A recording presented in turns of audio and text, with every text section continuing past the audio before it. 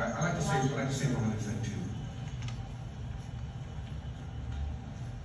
What I find kind of amazing about this race, Rose, virtually nobody has defended Gavin Newsom's record on almost anything.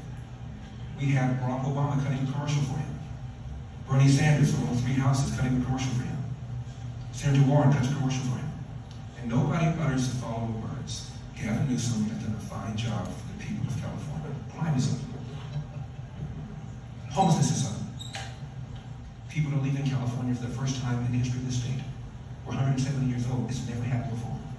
And when people making between 50 and 100K leave, the number one reason they cite, they cannot afford the price of a house. More businesses have left in 2021 than have left all of last year, and the rate at which businesses are leaving is twice the rate of the last 3 years. We have the highest state income tax in the nation, 13.3, and it's the biggest revenue stream of California, the income tax. 1% out of 40 million people in California pay half that state income tax, and they're leaving, and they're taking their tax base with them, leaving less money for fire suppression, less money for schools, less money for roads. The man has mismanaged the forest. We're having rolling brownouts. I can't think of any front: the declining quality of public education, the rise in cost of living, the rise in homelessness, the way he ignores signs that shut down this state, his forest management, rolling brownouts. I can't think of any front at all where this man has done a good job. And you guys want to talk about other stuff. And that's because this man, Gavin Newsom, has been able to switch this thing from a referendum on his behavior, his governance, into a, quote, Republican takeover. As if that has anything to do with crime. As if that has anything to do with homelessness. As if that has anything to do with the outrageous cost of living.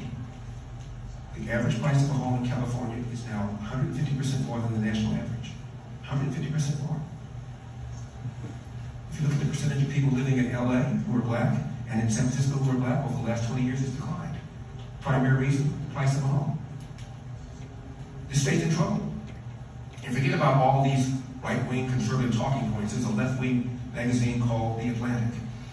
A few months ago, article, "The California Dream is Dying." All the things I've talked about: decline in public schools, the stranglehold environmentalists have over Sacramento, high cost of living, high homelessness.